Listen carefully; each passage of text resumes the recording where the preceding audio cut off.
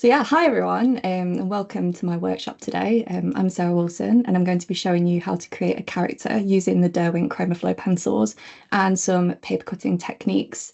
So I'm just going to briefly introduce my work before we move into the making this evening and all of the fun stuff, just so you have a bit of a background on like what I do.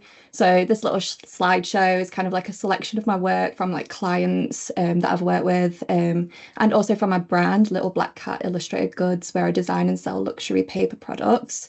I typically draw and paint everything traditionally and incorporate the use of textured paper before moving to my computer to digitally edit things, which I am going to talk about a little later. So I just thought I'd pop a slide in about where I get my inspiration from. I'm really interested in folklore, historical, and fantasy elements, which try and weave into my artwork in a contemporary way using kind of bold, blocky colours, which is kind of what we're going to be doing today. I love a bit of like messy sketching and sketchbooking, whether that is like in a sketchbook or a digital sketchbook via a drawing tablet. So my starting points are usually quite chaotic, as you can see, this little card illustration on the right, before getting refined into actual pieces of work that I sell or give to a client. I just popped some social links here where you can find me outside of the workshop. If you leave the workshop and have any questions, feel free to like send me a DM on Instagram, or my email's on my website, and you can just pop me an email. I'm happy to answer anything, especially about digital editing. So I'm going to talk about that, like I said, briefly at the end of the workshop.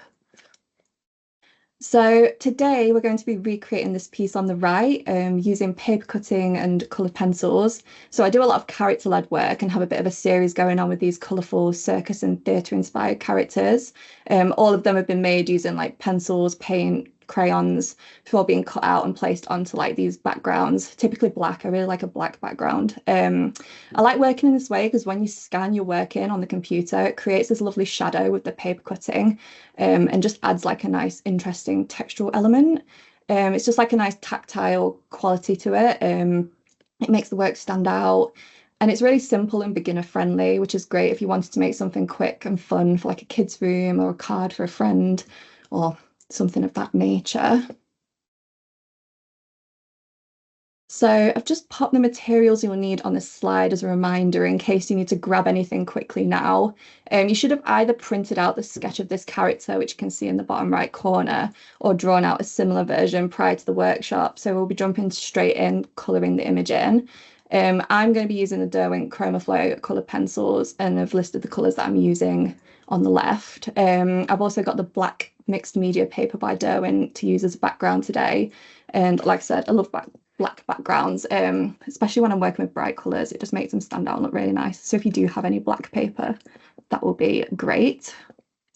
Just leave this on for a sec, just to make sure you've got everything. I'm just going to quick scan and make sure I've got everything too. Pretty sure I have. And yeah, if you have a craft knife and cutting mat, it will be a bit more refined, like the cutting process. But if you've got scissors, that's absolutely fine as well. And you may have the colours that I've got. You may have the Chromaflows or some similar. But I've also popped some alternative color combinations here if you wish to do something slightly different, or don't have the colors that I'm working with on hand. I think it's always nice to have some options. Like deciding colors is always really difficult. So yeah, I just thought I'd give you all some options to pick, just in case. So feel free to like take a screenshot or a photograph with your phone, because I'm going to be moving on from this slide as I switch to the camera and the full screen. I'll just give everyone like a few seconds to just grab a photo if they need to. I can always pop it back on if anyone misses it as well. But yeah, it's hard coming up with colours. So just thought I'd give you a few more options.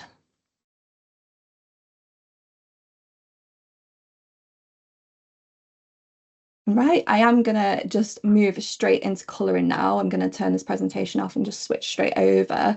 It is gonna be as simple as that. I've given us half an hour to add colour to the sketch piece, and I'll be talking through it as I work on the version live. If you have any questions for me at any point, yeah, feel free to add them to the chat and I'm happy to answer them. I am going to set a timer because I am one of those people who does love to run over. So yeah, I'm going to set a timer on my phone just to make sure we stick to the half an hour. Um, and yeah, I'm just going to stop sharing now and set up my other camera.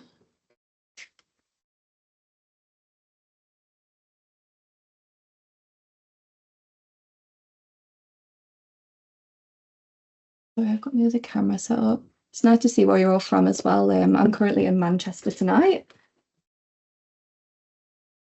Can everyone see that okay? Yep, that looks perfect. Thanks, Sarah. Amazing. Right, just shifting myself over.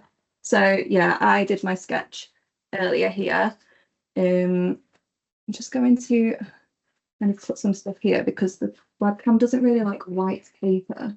But I'm sure once I start going, it will be fine.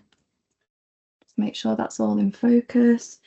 And yeah, I've got all of my Derwent crayons here, so I'm just kind of gonna chat away with you whilst I do this. I guess it's quite like a mindful exercise, just like nice, relaxing colouring. So nothing too strenuous on this really, really hot day. But yeah, feel free to talk to me in the chat if you want to. I'm happy to ramble on though. I am a bit of a rambler, so that's absolutely fine. And I'm just prepping my pencils that I'm going to start with. I'm going to go straight in with the greens and kind of block out the stripes on the suit first. So I'm going to start with the Lincoln Green by Derwent, Chromaflow. And I'm just going to kind of get a base down before I start layering the colours.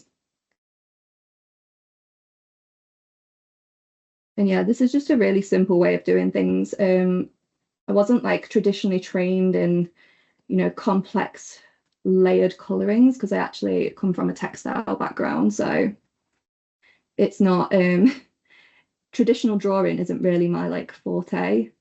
I started doing illustration kind of when I was like way into college. So yeah, I have no traditional drawing background. I just liked drawing, and it's something that I've managed to monetize. I did do an illustration degree though, but yeah, all of that original background just didn't happen for me.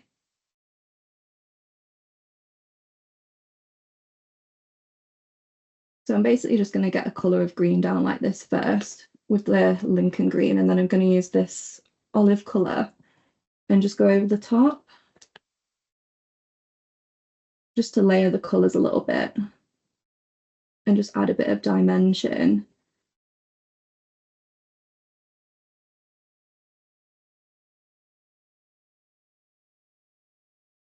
And I'm just going to take my time with it. I like really blocky colours. I don't like a lot of white showing on the paper underneath, so just have to kind of build it up in layers. But these pencils are really pigmented, so it's really nice to just be able to work with these, do a couple of layers, and then it's all done.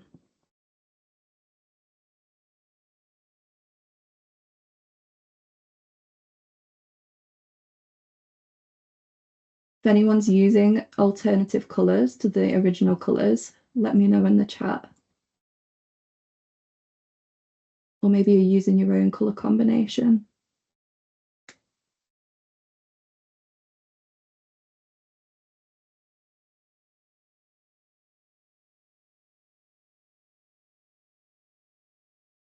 Sarah, can I ask a question? We've done quite a few workshops, and previous workshop hosts have said before they start working on any piece, they sharpen the pencils to a really fine point. But looking at yours on the table, they're not overly sharpened. Do you find that because the Chromaflow has got so much pigment that maybe you don't have to have them so sharp to a point? Yeah, I do agree with that. And I think when you're kind of like blocking things out like I am, they don't necessarily need to be really sharp. I'm also quite a heavy-handed person, so if something is really sharp, I do tend to snap it quite quickly. So I do prefer like, I guess, a blunter pencil when I am working on blocking colours in. But yeah, they are very pigmented. They don't run down very quickly, I've noticed.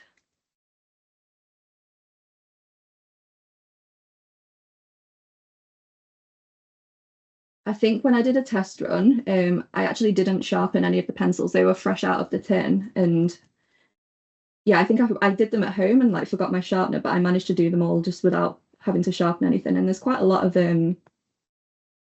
things to colour in. So yeah, they've got good lasting power with the lead.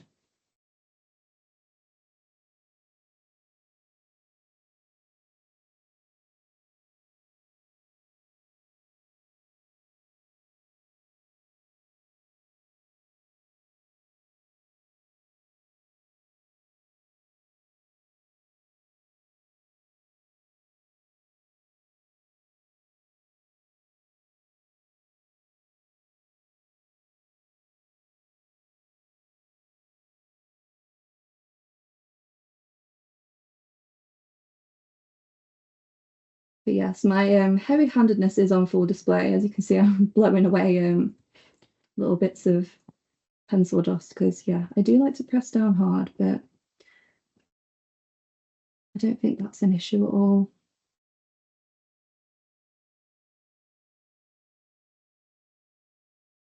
Sarah, just a comment from someone. Your overhead camera, it's giving off a bit of a flicker. I don't know whether maybe you can tilt it slightly. Let me try. Let me turn my lights off and see if that makes a difference. Is that too dark? Yeah, well, the flicking stopped now. So yeah. Is that okay, or is that too dark on the screen? I can see if everyone else is happy, then we'll carry on. Yeah, it looks better for me as well. Yeah. It doesn't Perfect. seem to like, I thought it was my yeah. internet. No, it doesn't seem to like the white paper. That's why the cutting mat's kind of behind it, because it was reacting to the table. But yeah, if everyone's happy with that, I'm absolutely fine to do it with the light off. Yeah, no, that's better. Yeah, definitely. No worries.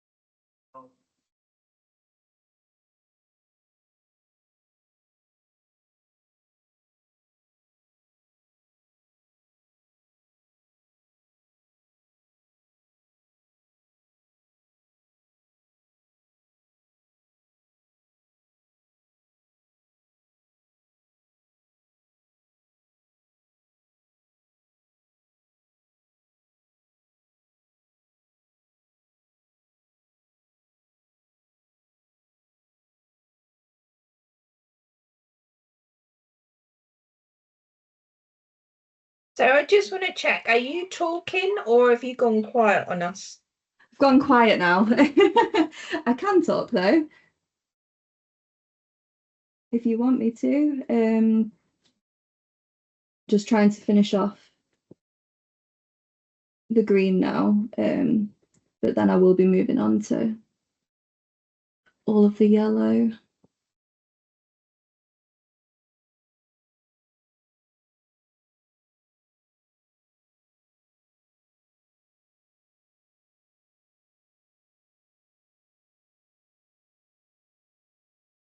And when you're picking your colour choices, because you're going to scan them at a later date, are there any colours that you'd avoid particularly? No, not really. I do work to like a specific color palette that I've kind of gained over the years. So like I kind of know what I like basically. And because I do scan in and edit, the colors do still have to kind of stay true to the colors that I have used with the pencils. Because if they deviate too much, they tend to not look right on the computer. So yeah, I do kind of stick to a certain color palette, but I have quite a range of colors in the color palette that I like. So I do kind of go for like olive greens, bright yellow. I like red. I put a lot of red in my work. Colors that I avoid, probably purple. I don't seem to gravitate towards. Not for any particular reason. It's just not one that I really have in my toolkit. I do find as well though that sometimes pinks can come out a bit brown when you're printing them, so it has to be quite a vibrant pink that doesn't really have any like browny undertones in it. So I'd say they're really the only colours that I avoid.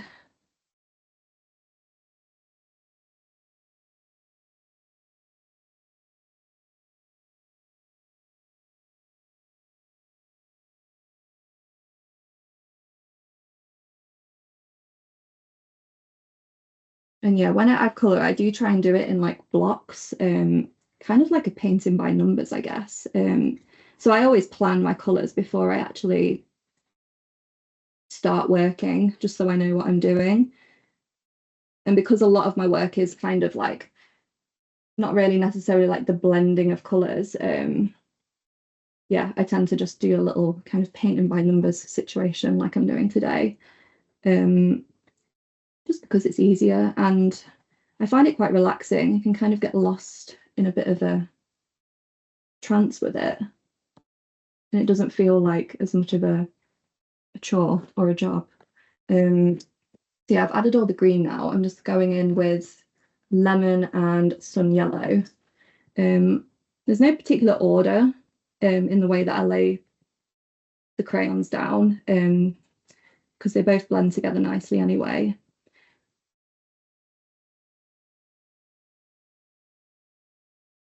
And presumably this technique of like drawing and then colouring and then using on card could be adapted for people personalising any type of cards or work really. Yeah, definitely. I think it's a really accessible way to make something impactful, and then it can like translate into, a product or something that you want to like gift to someone if, you are like crafty or that way like inclined. I know a lot of people make their own cards. So I think it's just like a nice, colourful and simple way to just make a gift or a print. Like I find a lot of people who buy these prints often are like decorating children's rooms. And that seems to be like the main customer for them. But they are also like suitable for adults as well, because I think I try and do like a contemporary colour palette. That's not very, I think the colours are quite bold and modern. So I think they can be suitable for adults as well.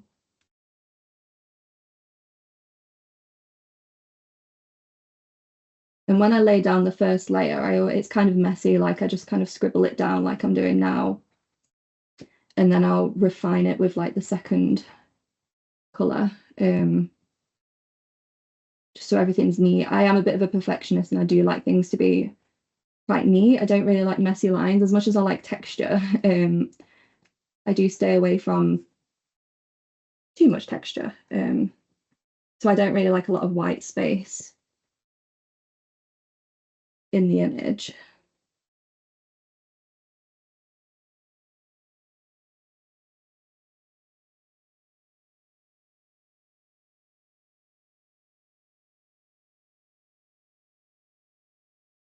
But these two yellows are really nice to work with.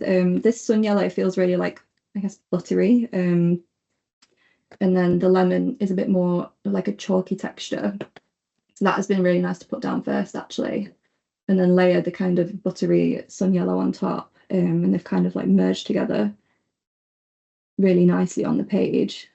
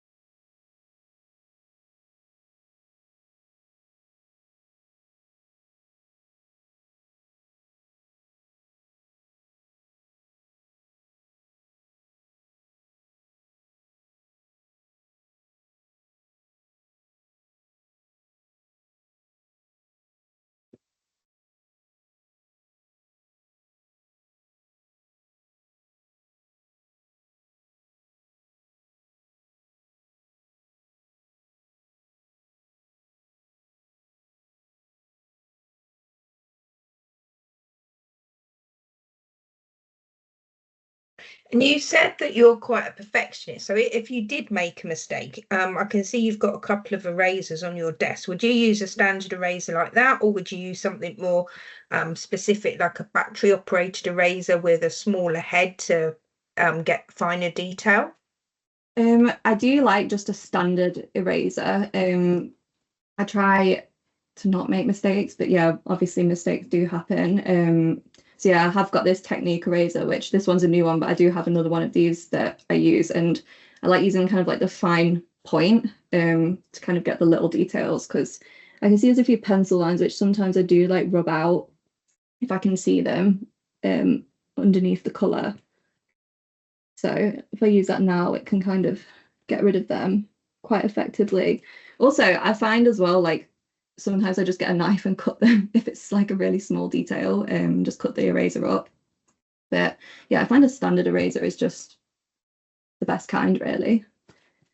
I always do really light sketches as well, with like a 2H pencil. I am partial to a 2B when I'm sketching in a sketchbook and doing kind of rough sketches that aren't like a final piece. But when it comes to a final piece, you probably would use like a 2H, so it's like really, really light, which is why when I provided the sketch, I did it really light, because that's just like what I'm used to. Because yeah, I don't like seeing a lot of pencil lines underneath. And I know some people do. I think it's a personal preference, but I try and get rid of the pencil lines underneath. And if I can't do it on the page, I usually do it digitally. And I am going to sharpen. I've got pure red. I really like vibrant reds, and they're in a lot of my work, and I use it for details quite a lot. So I am going to sharpen this one to a point, because there's a few like fine details like the heart buttons and the pointy shoes. When I do my characters, I always do pointy shoes for some reason. Just something that I've done for a long time and just kind of not stopped doing. So it's good to have a fine point on the pencil. And like the sun yellow, this one's really like buttery as well, which just feels like really nice when it's on the page. And as you can probably see, it's quite pigmented over the yellow, which is nice, because I feel like some pencils you'd be able to see the yellow underneath, or you'd struggle to get the red down, but this one works really nicely.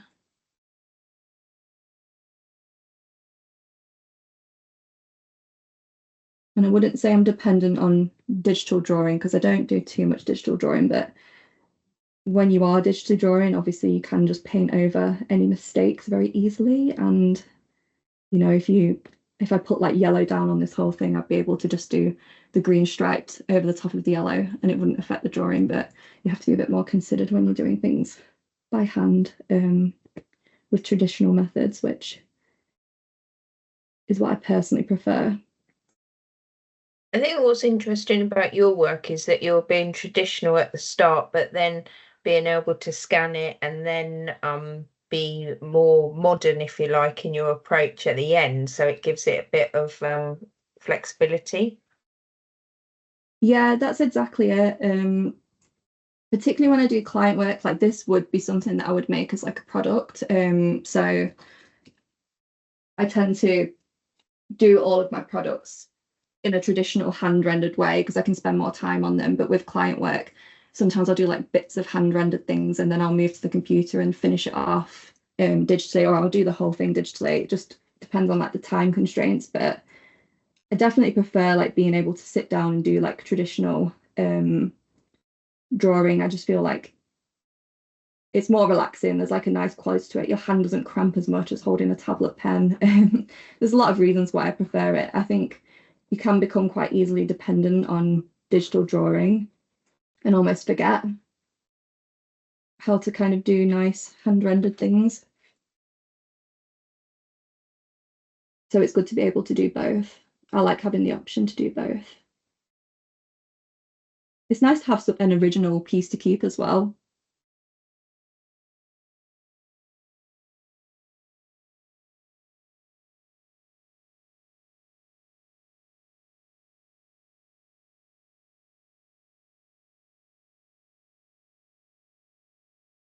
So I'm just adding these like red little frilly bits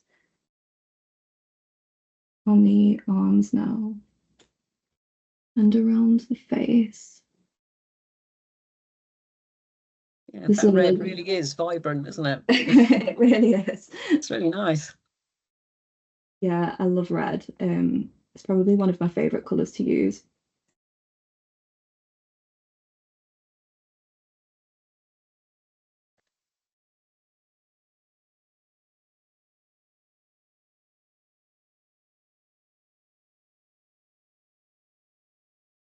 It's really good for details. Yeah, these like frilly collars and like sleeves and things that I always add as well on my characters. And they are usually red, just because I think it has like a nice impact.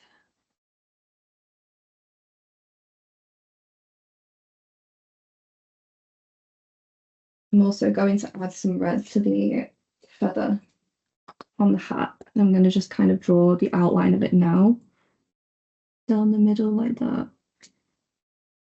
I didn't do this on the sketch, but I'm going to just like kind of follow the lines of the outline to create a little kind of feathered shape before I add other colours. And now I think I'm going to move on to the skin. So I've got another two colours. I've got Orange Crush and Melon. I really love this melon colour and it's really nice. It's like a kind of peachy, orangey.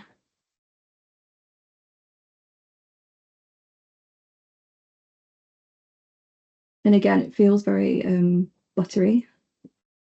Just feel like I've gravitated to all of the ones with like a buttery, thick pigment in them.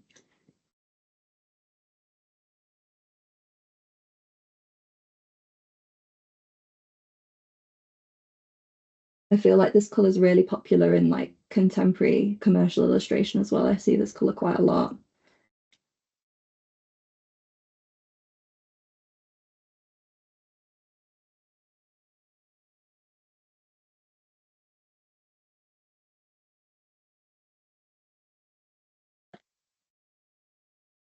Didn't take too long. And yeah, I'm going to just do the Orange Crush over the top. Just make it slightly darker.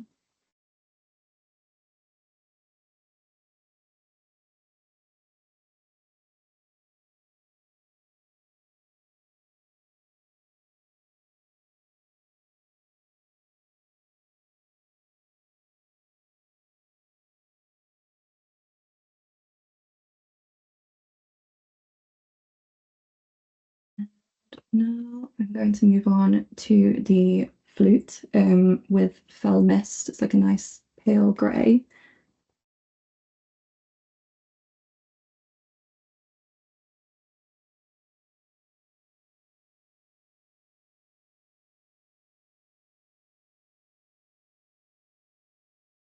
I draw quite a lot of instruments, but I find them quite hard to draw. I didn't realise a flute would be so complex. There's quite a lot of elements to it that I've tried to simplify.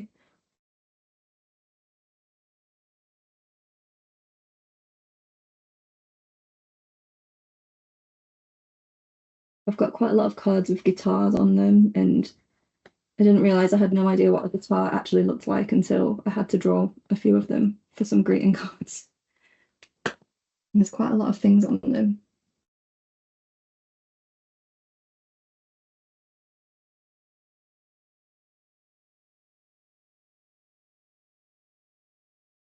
Well, he's definitely coming to life. Yeah, he is. He's just got to do his hat now before I start adding, like, I guess, finer details. So I've got Dijon and brown sugar for the hat. And again, I really like this Dijon colour. I think it's one of my favourites. I really like soft browns and kind of ochre colours. I use them quite a lot as well.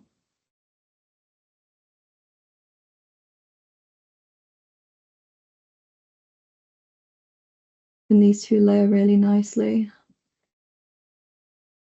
I'm kind of adding the brown sugar a bit more loosely on top so you can see some of the Dijon underneath. So I kind of see it as a bit of like a straw hat. So it has that straw effect.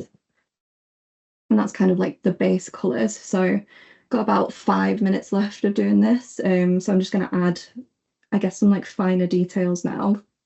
So I've just got to do the face details, the flute, the fingers, and the shoelaces, and then finish the feather off. I've got this the Caribbean green that when I did a test, I kind of added this at the end just for like a bit of a pop of colour along this green, and it was really nice. And just layered over the other two colours really nicely. So I'm just going to quickly go over with this like really messily.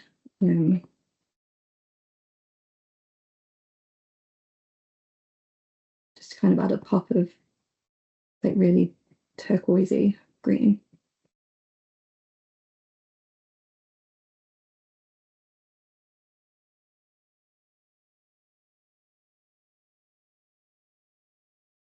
It would be nice after the event to see everyone else's adaptations of him. Yeah, I'd like to see that too.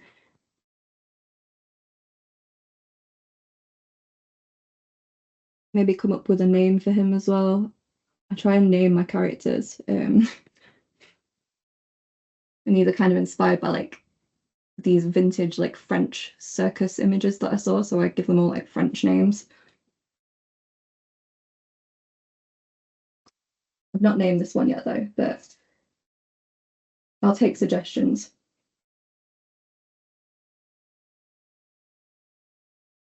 So I'm going to use the neutral grey now. So I'm not using black. I prefer using grey with like face details and any other kind of darker details. And I'm just going to do the shoelaces, the face, the flute, and the fingers with this. So shoelaces, I literally just do like 2 circles like that and then just zigzag all the way down. I think that's the easiest way to do it.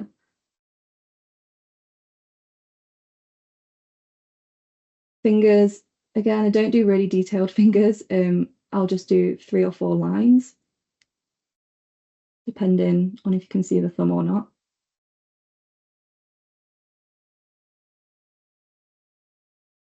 I am going to sharpen it again because I do need a fine point to do the face. And with faces, again, I do very simple faces. My eyes usually consist of just like 2 tiny little dots like that. I'm going to do his mouth like slightly open because he's blowing into the flute. And then a nose, usually a line, and I'll do like a brow continuation. So it's almost like an L shape. And then I'll do another eyebrow separately, like that. And I like doing rosy cheeks as well, so I'm going to go back in with the pure red and just do a little rosy cheeks, because his cheeks are probably rosy if it's blowing into a flute. And then just add these details on the flute, little buttons. They're probably not called buttons, they've probably got some technical name. If anyone knows, please let me know. But I'll call them buttons.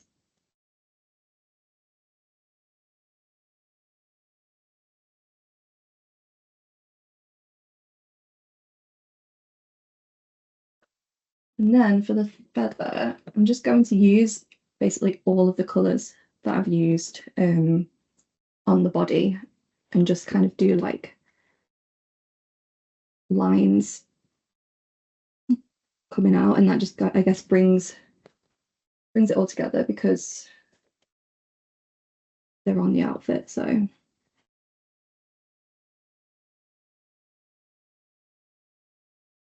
the yellow and then I'm going to use, I think I'm going to use this orange crush. These all blend together really nicely. They all work together as like a cohesive colour palette. And that's that, bang on time.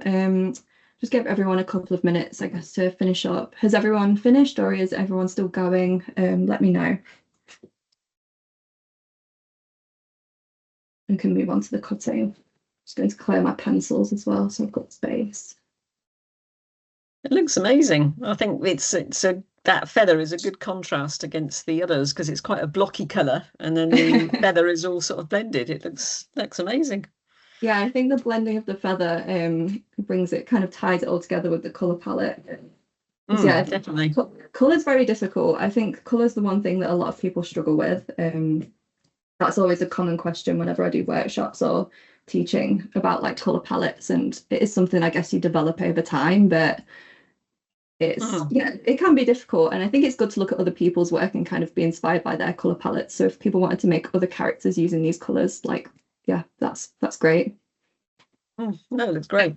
We know they work.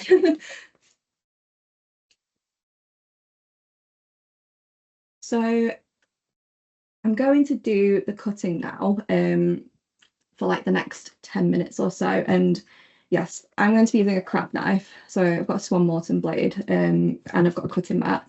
If you do have scissors, that's again absolutely fine. It probably won't be as precise. Like there's a few like little bits like this middle bit here, which will be easier to cut out with a blade, but just do the best you can with the resources that you have. And yeah, blades can be a bit temperamental. I actually sliced my hand open with this the other day, so I won't do that today. Don't worry. Please don't. No, I won't do that today. I was opening a package haphazardly, so it wasn't when I was drawing, but yeah, we won't get a horror show, a live horror show. So yeah, but I'm just going to go straight in, and this is a new blade as well, so it is very, very sharp. So yeah, if you are using a blade, just be very careful. And today I'm just going to cut out the outline, but on other characters that I've drawn, I've kind of cut out, it's like I'll cut the shoes out separately. So I'll basically like dissect the character, cut the shoes off, like I'll maybe cut the buttons out, or I'll do like a separate collar or hat, and then I'll like kind of layer it up just to create more of those nice shadows. But obviously today, with time constraints and things like that, and just for ease, I'm cutting around like the whole character. But if you did want to, maybe cut out the buttons and add them on separately, or cut off the shoes, that might be like one of the easier things to do. That's absolutely fine as well. Or if you make another character in the future, maybe consider the limbs and the shoes and all the other details, and how you can kind of like build up this image with, I guess, like a collage, bit of like a Frankenstein drawing, I guess.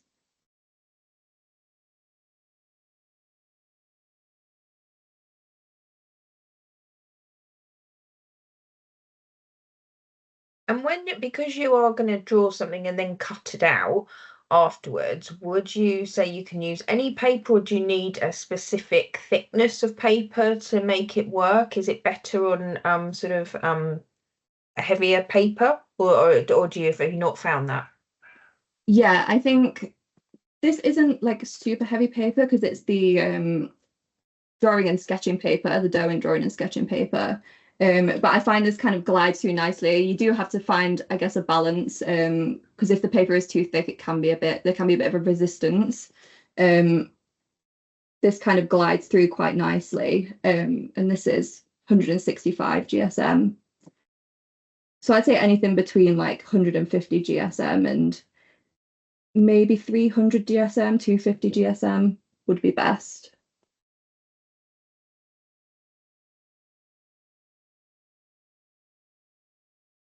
And it's good to have a fresh, sharp blade as well. You know when your blade's blunt because it just like pulls on the paper.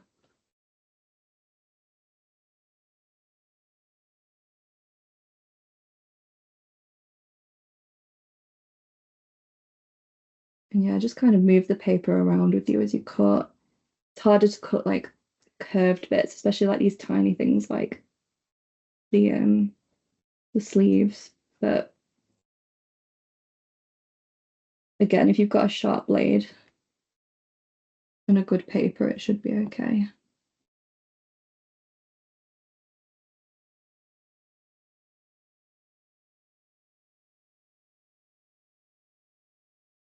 And I'm going to just cut around the whole character first before I do this little middle bit.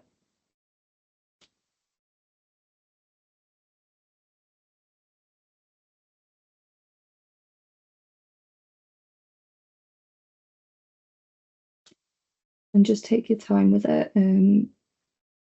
Sometimes it can be a bit of friction and you end up cutting through the whole image, which wouldn't be good, especially if you've just spent the last half an hour making something really nice.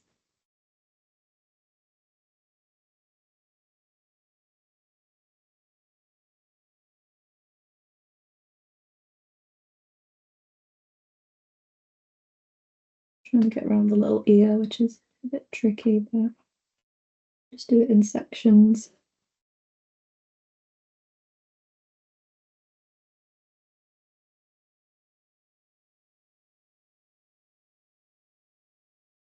I'm going to do the feather last because I feel like that's probably the most fiddly. It doesn't have to be super neat either. Like I've left a bit of white along there, which I think can look nice when it's scanned in and against like a dark paper.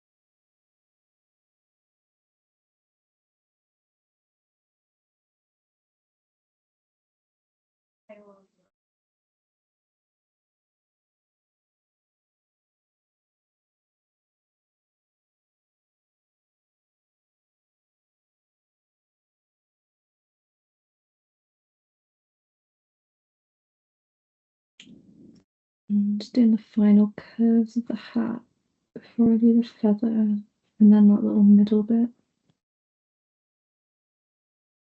Side the arm.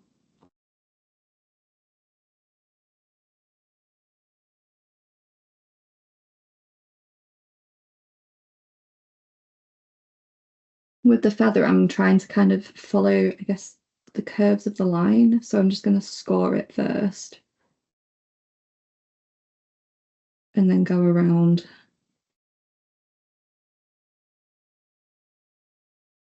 Each piece. But you could follow the kind of squiggly outline that are provided in the sketch. Something a bit less fiddly.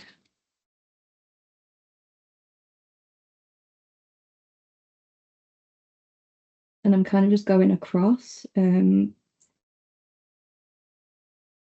bring it up to the camera to show you when I've done it.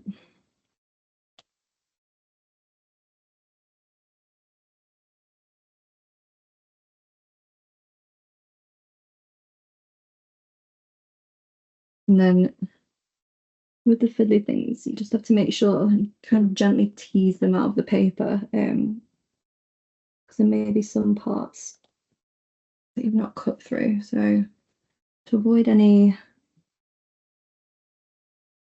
breakages, just gently pull on it.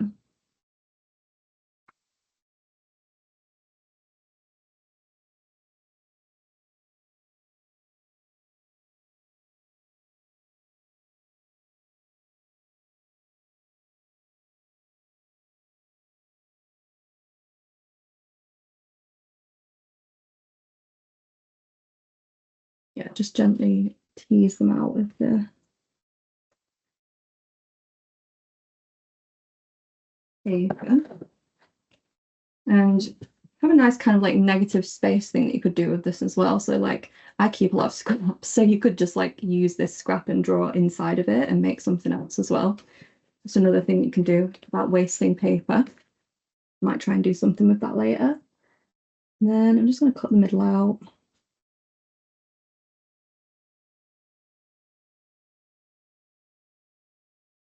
And do this quite quickly because my blade's nice and sharp.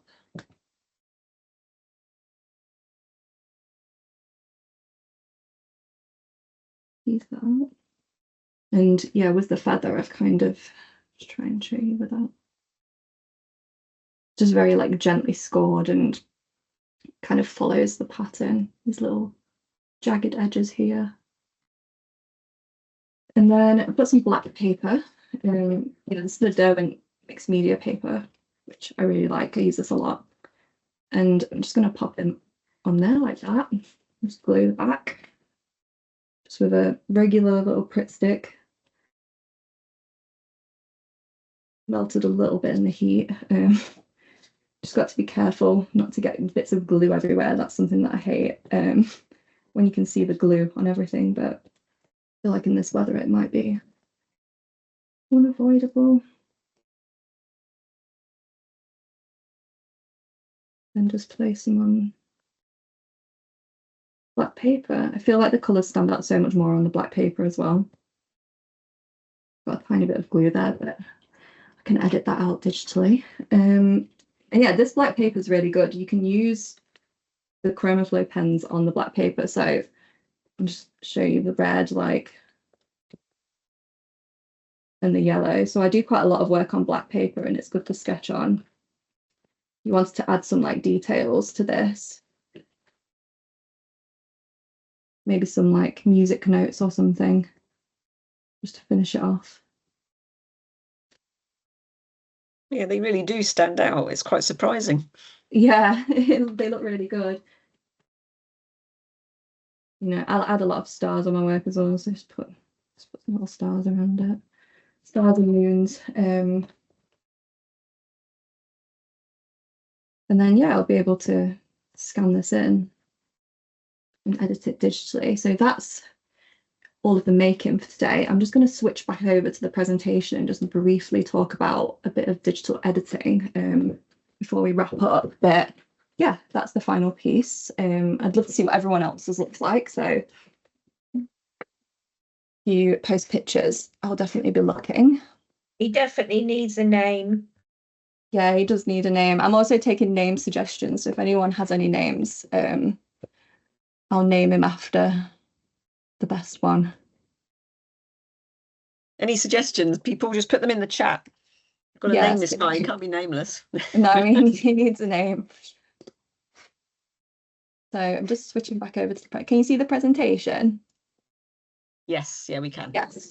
Okay, so yeah, digitally enhancing. So I've just kind of put, this was my little tester, and then that was him digitally enhanced. So yeah, before we end, I just want to kind of talk about this a little bit and kind of taking it further, and the next steps if you do want to kind of do something with what you've made today. So yeah, this is kind of a side-by-side version of the artwork, comparing how it looks like when it is finished, just hand rendered to like being digitally enhanced. And like I said before, I'm a bit of a perfectionist. So as much as I do like the texture, I do like things to also look quite clean and polished. So minimal editing can really just enhance the quality of your artwork. I've scanned my image in and then edit it in Photoshop, and just like very simple things. It doesn't have to be complicated. It's more like boosting the saturation and the contrast between the black and the color.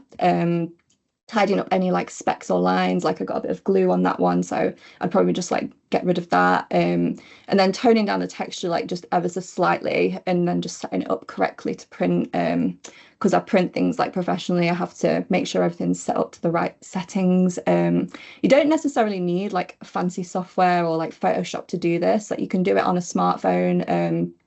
If you scan it in and then have the scanned in image on your smartphone or tablet, you can use that, or a website like Canva. It is quite accessible to kind of do these basic edits. But if you did want to dabble in Photoshop, there are plenty of courses to learn how to do that as well. And then when you've edited your image, you can consider, I guess, turning it into a product to sell or something to keep in your home with a bit more of like a professional quality. So I mocked this up as a print, as you can see on the left. It could also work as like a greeting card with like a cute little like saying around it, or as like a pattern with some other images around it, or some more like little characters in this cute little circus pattern if you're into making patterns. And I've just popped some images in here too of products that I sell on my shop, that have used kind of a similar method as we have done today. Some a bit more intricate than others, like these detailed flowers, like really delicately cut black and white paper, and then the dogs and the cats. I do quite a lot of black and white work. And then more simple ones like this heart face, that was just like a cut out sugar paper heart with, yeah, just like a silly little face drawn on it. It took like 5 minutes. So there's varying ways of using this method to make products or to make just nice things that you want to keep in your home. And that's everything. So yeah, thank you all for coming, and I hope you've enjoyed it. And like I said, if you've got any questions, please feel free to send them to me as a DM on Instagram or an email. And yeah, I hope you enjoyed it.